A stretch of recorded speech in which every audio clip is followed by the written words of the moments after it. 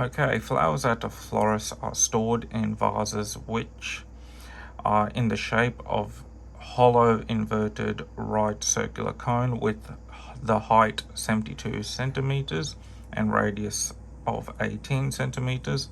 One such vase is initially emptied and placed with its axis vertical under a tap where the water is flowing into the vase at a constant rate of 6 pi cubic centimeters per second.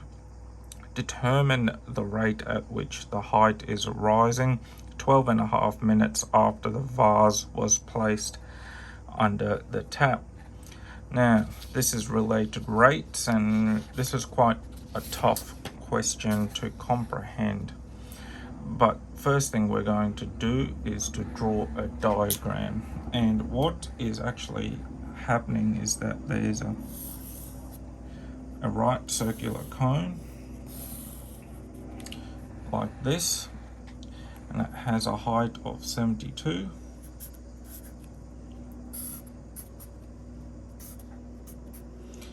And a radius of 18. So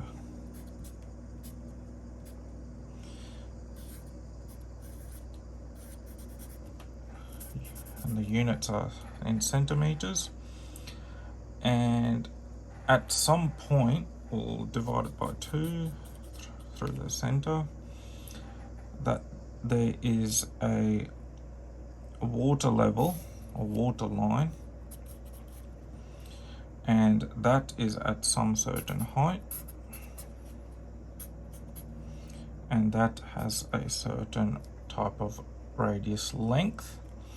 And I'll draw it out again here, but initially it is actually forming a right angle triangle. So that's the radius, that's the height, and this is the cone of 18 centimeters, and the height is again still 72. Now, what you will notice that these two triangles, the bigger triangle and the smaller triangle, have the same angle. So by having the same angle, we can apply the following properties or ratio. So the radius over the height will be the same in essence as the radius of 18 over the height of 72, and we can solve for one variable of radius, r, and that will be equal to the height over 4. Okay, and that's one relationship we've got going for us at the moment. Now, another relationship in which we can relate this similar triangles to is the volume. So we know the volume of cone to be 1/3 pi r squared times height, and we know the radius relationship to be h over 4 pi h over 4 squared times height. Okay, and that will simplify to equal 1/48, and that's pi h cubed. Okay, and that's probably as far as we can go. So in continuing this question, what we will do is take the derivative of this function we created, so the volume of the cone function, so with relation to its height, so dv over dh will equal to 1/16 pi h squared. And what we're going to do is take the inverse of that, so we get a relationship of its height with respect to its volume, and that's in relation to its change, and we will get 16 over pi h squared. And that's what we've got so far, and we are trying to calculate for the change in height with respect to time. We will get dh over dv being multiplied by dv over dt. We can plug 16 over pi h squared,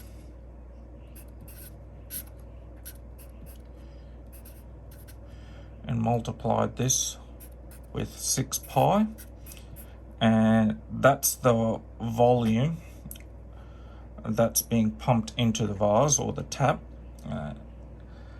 And we can simplify this further, so it becomes 96 over h squared.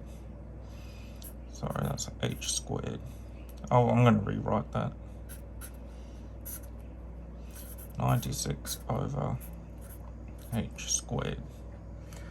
Okay, now we're almost at the step where we actually need to answer the question, but we can put the height of 4 centimeters into this equation.